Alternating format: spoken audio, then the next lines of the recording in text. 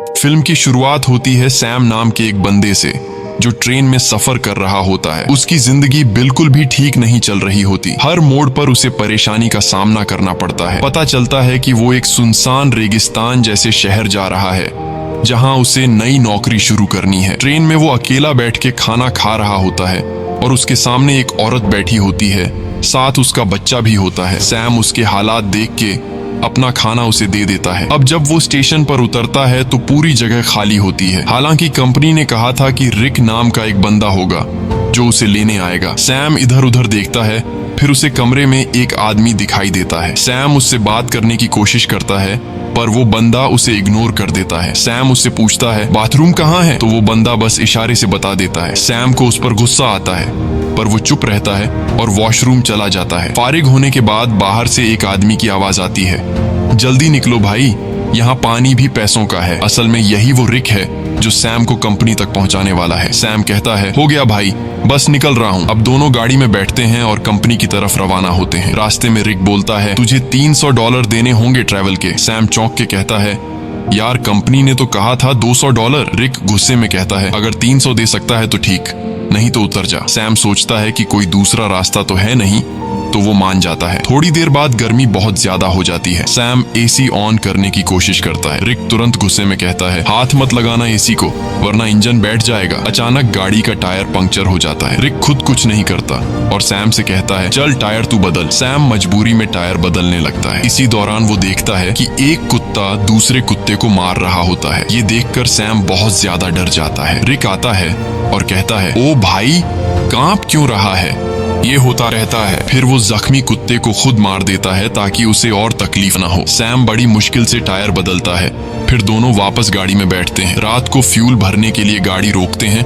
और वहीं रात गुजारने का प्लान बनाते हैं। दोनों लकड़ियां जमा करते हैं, आग जलाते हैं। रिक पूछता है तू इतनी दूर कंपनी क्यों जा रहा है। सैम कहता है यार जिंदगी बहुत मुश्किल चल रही है, मैं चाहता हूँ किसी का मोहताज न बनूं और मुझे यकीन है कि उस कंपनी में मुझे कोई अच्छी जॉब मिल जाएगी। रिक कहता है तू एक अच्छा इंसान है, लेकिन जिस जगह तू जा रहा है ना वहाँ सब खून चूस लेते हैं, सीधा बंदा वहाँ बचता नहीं। सैम कहता है चलो देखते हैं क्या होता है। अगले दिन फिर सफर शुरू होता है। अब सैम ड्राइव कर रहा होता है। रिक सो जाता है।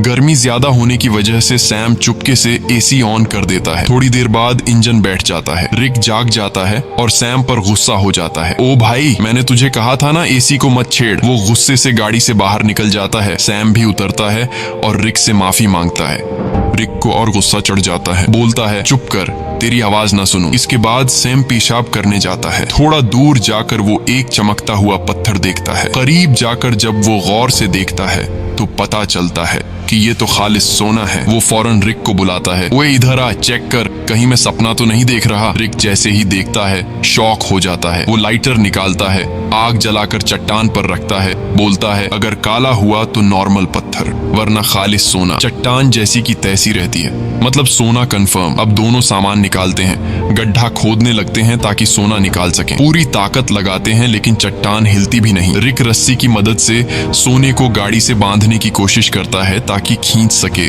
लेकिन रस्सी टूट जाती है क्योंकि सोना भारी होता है। इसके बाद दोनों लगे रहते हैं, सारा दिन खुदाई करते हैं। अब सूरज डूबने लगता है। रिक कहता है जल्दी से लकड़ियां जमा कर क्योंकि जंगली कुत्ते आसपास घूम रहे हैं, रात को हमें काट लेंगे। अगर हम आग जला लें तो वो डर के भाग जाएंगे। दोनों लकड़ियां जमा करते हैं, आग जलाते हैं, खुशी में गाने बजाने और नाचने लगते हैं। रिक सैम को गले लगाकर कहता है तुझे मैं फुल एसी वाली कार दिलाऊंगा।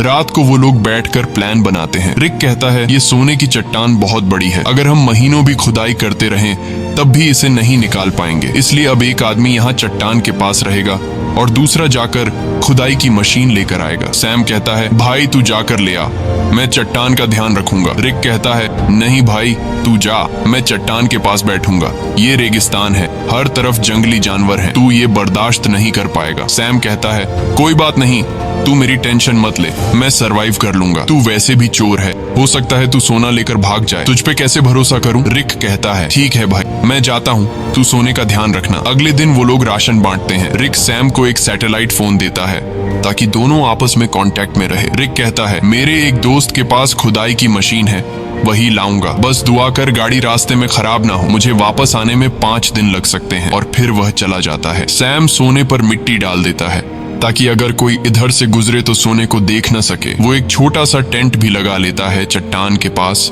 और अपना सारा सामान उसके अंदर रख देता है। सूरज डूबने से पहले वो लकड़ियां इकट्ठा करता है ताकि रात को आग जला सके। रात को वो आग जलाकर बैठ जाता है, खाने में से थोड़ा सा खाता है और बाकी रख देता है। अचानक उसे जंगली कुत्तों की आवाजें सुनाई देती हैं और उसे एहसास होता है कि अकेले होने की वजह से वो आसान शिकार है। वो डर जाता है और चाकू हाथ में लेकर सो जाता है। अगली सुबह सूरज की तेज धूप से उसकी आंख खुलती है। बहुत गर्मी और थकावट होती है, नींद पूरी नहीं हुई होती और सूरज की तपिश उसकी स्किन जला रही होती है। तभी सैटेलाइट फोन की बेल सुनाई देती है। सैम दौड़कर फोन तक जाता है लेकिन कॉल कट चुकी होती है। वो टेंट में बैठा सोने को देख रहा होता है और सोचता है कि सोना बेचकर सबसे पहले एक बड़ा घर खरीदूंगा। फिर सैम पास के इलाके में घूमता है। थोड़ी दूरी पर उसे एक क्रैश प्लेन दिखाई देता है। वो फौरन उस क्रैश प्लेन के पास जाता है और वहीं रहने का फैसला करता है, लेकिन वहां से सोने की चट्टान उसकी नजरों से दूर होती है। इसलिए वो प्लेन के कुछ टुकड़े उठाकर चट्टान के पास एक टेंट बना लेता है। सैम कुछ देर के लिए आराम करने लगता है ताकि पानी की बचत हो और थकान कम हो।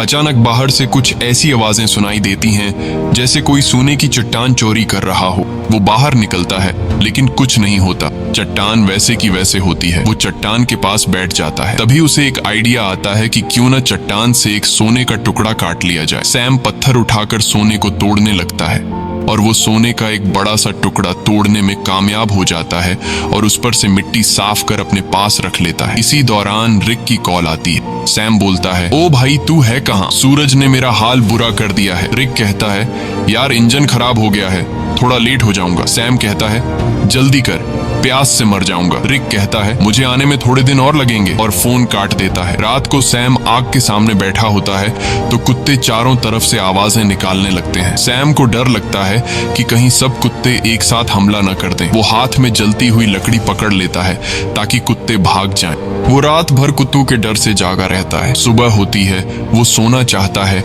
लेकिन सूरज ने उसकी खाल जला दी होती है। दर्द से वो सो नहीं पाता। वो पानी पीने जाता है लेकिन पानी भी बहुत कम बचा होता है। इतने में वो देखता है कि एक सांप उसकी तरफ आ रहा है। वो उसे मारने की कोशिश करता है ताकि खा सके, क्योंकि खाना भी लगभग खत्म हो चुका होता है। लेकिन सांप को मारते वक्त पानी की बोतल गिर जाती है और बस थोड़ा सा पानी बचता है। फिर वो दोबारा प्लेन वाले एरिया में जाता है, उम्मीद करता है कि शायद कुछ खाने पीने को मिल जाए। तभी वो देखता है कि दूर से एक इंसान आ रहा है। वो फौरन अंदर जाकर प्लेन में छुप जाता है, लेकिन वो इंसान प्लेन के पास आ जाता है और सैम को बाहर आने को कहता है। करीब आकर पता चलता है कि वो तो एक लड़की है जो उससे बात करना चाहती है, लेकिन सैम उससे बात करने को तैयार नहीं होता। लड़की पूछती है, तुम यहाँ बैठकर क्या कर रहे हो और यही जगह क्यों चुनी? सैम कुछ नहीं कहता, बस चुप रहता है। थोड़ी देर बाद सैम लड़की से कहता है कि वो इस प्लेन में रह सकती है और खुद वहां से चला जाता है। लड़की कहती है, तुम मुझसे कुछ छुपा रहे हो। वो सैम के पीछे पीछे चलने लगती है और उसके साथ कैंप तक पहुंच जाती है। वो बार बार सैम से पूछती है, तुम यहाँ कैसे पहुंचे? अब सैम घबरा जाता है। वो सोचता है, इससे पहले कि ये सोना देख ले, किसी तरह इसे यहाँ से भगा दूं। सैम लड़की से कहता है, क्यों आई हो मेरे पीछे? यहाँ तुम्हारी कोई जरूरत नहीं है, तुम्हें यहाँ से चले जाना चाहिए। लड़की कहती है, मैं तब तक नहीं जाऊंगी जब तक ये ना पता चल जाए कि तुम मुझे यहाँ से भगाने की कोशिश क्यों कर रहे हो। जरूर तुम मुझसे कोई राज छुपा रहे हो। उसी वक्त उसकी नजर सोने पर पड़ती है। वो कहती है, अच्छा तो ये बात है, पूरे सोने के मालिक बन बैठे हो, ये सारा खजाना अकेले ले जाओगे? अब मेरी बात सुन, मैं तब तक यहाँ से नहीं जाऊंगी जब तक इसमें से मुझे आधा हिस्सा नहीं मिलेगा। सैम को गुस्सा आ जाता है। वो डंडा उठाता है और सीधे उसके सिर पर मारता है। लड़की वहीं मर जाती है। सैम सदमे में आ जाता है। उसे यकीन नहीं होता कि उसने लालच में आकर किसी को मार डाला। फिर खुद को संभालता है, उसकी सारी कीमती चीजें उठाता है, एक गड्ढा खोदता है और उसकी लाश को दफन कर देता है। कुछ देर बाद वो देखता है कि एक कुत्ता आकर उस गड्ढे से लाश निकालने की कोशिश कर रहा है। सैम भाग कर आता है, कुत्ते को हटाता है, लाश बाहर निकालता है और आग लगा के बॉडी को जला देता है। अगले दिन उसकी आंख फोन की घंटी से खुलती है। सैम रिक से कहता है, ओ भाई तू कहाँ है? भूख से मेरी जान निकल रही है, अगर तू जल्दी नहीं आया तो मैं भूख और प्यास से मर जाऊंगा। रिक कहता है, सॉरी यार, मुझे पता है तू बहुत तकलीफ में है, मैं जल्दी आ रहा हूँ, बस ये जो खुदाई वाली मशीन है बहुत स्लो है, थोड़ा टाइम और लगेगा। सैम परेशान हो जाता है। भूख प्यास से उसकी हालत खराब है ऊपर से डर कि कोई जंगली जानवर हमला न कर दे। कुछ देर बाद वो देखता है कि एक गाड़ी सड़क से जा रही है। वो सोचता है क्यों ना सोने का एक टुकड़ा लेकर यहाँ से निकल जाऊं, लेकिन ज्यादा सोने की लालच ने उसे रोक लिया। वो चाहता तो सोने का एक टुकड़ा लेकर जा सकता था जिससे उसकी जिंदगी बदल सकती थी, लेकिन ज्यादा की चाह ने उसे यहीं रुकवा दिया। सैम शाम से पहले रात के लिए लकड़ियां इकट्ठा करता है, लेकिन अचानक एक बहुत तेज रेतीला तूफान आता है। वो टेंट की तरफ भागता है, लेकिन तूफान उसका टेंट उड़ा देता है। सैम जान बचाने के लिए इधर उधर भागता है, लेकिन तभी एक पेड़ उस पर गिर जाता है। तूफान रुकने के बाद सैम खुद को मिट्टी में दबा हुआ पाता है और एक लकड़ी का टुकड़ा उसके पेट के आर पार निकला होता है। पर सैम के मन में सोने की लालच इतनी भर चुकी थी कि वो पेट से लकड़ी निकालने के बजाय सीधे सोने की जगह की ओर जाता है। वो चारों तरफ सोने को ढूंढता है और आखिरकार एक टुकड़ा मिल ही जाता है। सैम खुशी से झूम उठता है। फिर वो अपने पेट से लकड़ी निकालता है और जख्म से बहुत खून निकलने लगता है। वो कपड़े का टुकड़ा लेकर जख्म बांधता है, लेकिन खून रुकता नहीं। मजबूरी में वो आग जलाकर एक डिब्बे का टुकड़ा गर्म करता है और जख्म पर लगाता है। इससे सैम को इतनी तकलीफ होती है कि वो बेहोश हो जाता है। थोड़ी देर बाद होश आता है। उसे हर तरफ वही लड़की दिखती है जिसे उसने मारा था। अब उसका दिमाग घूमने लगता है। उसे समझ नहीं आता कि ये सच है या फिर वहम। तभी फोन बजता है। रिक कॉल करता है। सैम चिल्लाता है, यार वो लड़की हर तरफ दिख रही है। रिक बोलता है, कौन सी लड़की? देख, किसी को सोने के बारे में पता न चले।